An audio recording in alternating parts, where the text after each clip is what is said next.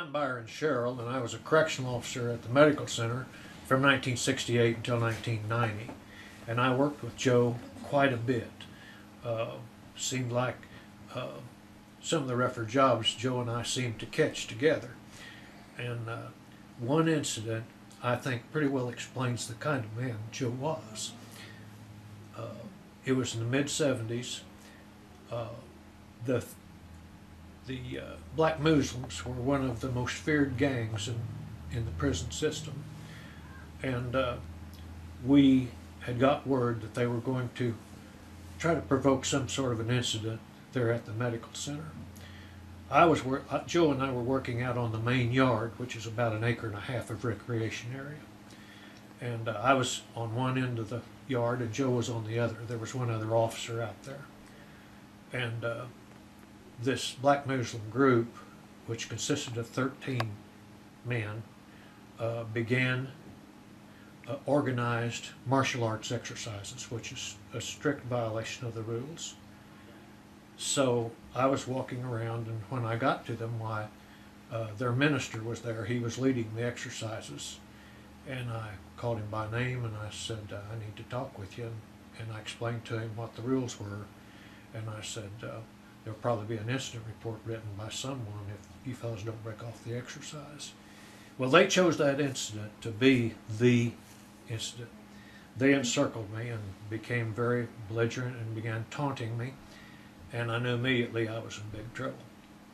There was 13 of them and one of me, and even though I was in my 30s and in great condition, those odds don't work.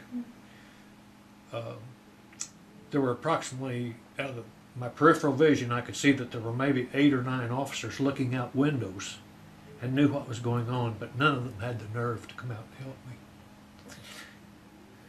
As soon as Joe saw that I was in trouble, he come walking fast, not running, but walking faster than usual across the yard. And when he got over there, he says, Byron, what's the trouble? And I said, well, I was explaining to the guys about martial arts exercises is not allowed, and they're upset by that. And so I think probably I'll have to get them an audience with the warden to discuss it. I was trying to talk my way out of it. And Joe says, well, the lieutenant told me to find you and bring you over to 4 building. We have some work to do. I said, okay. And he said, well, come on, let's go. We turned our back on those men and walked away. And we walked all the way across the yard before they realized that they'd let me go. And then they came across the yard, intending to do us some harm. But the lieutenant had amassed several men behind some closed doors, and when they all stepped out, why, it was over. I knew when they had me surrounded that I was the same as that death's door. One of these inmates had beaten an officer and kicked him so severely that his mind was never right again at Lewisburg about 3 years before this incident. And why that guy was out on the yard, I don't know. He should have been on lockdown. After it was over, I told Joe, Joe, you're my hero. You're the only guy that had the nerve to come and help me. And I can't thank you enough. And he paid me the greatest compliment I've ever heard. He said, Byron, it wasn't anything. I didn't do anything for you you wouldn't have done for me. And I says, well, I want to thank you. And if you ever need me for anything, I'll be there. That's not the whole story about Joe. I worked with him for several years. I never heard him use a foul word, and I never heard him disparage any other person. He was pleasant with everyone. He was a gentleman, and the bravery that he exhibited that evening usually wins a military man a medal. I respect him as much as any man I've ever known. Thank you.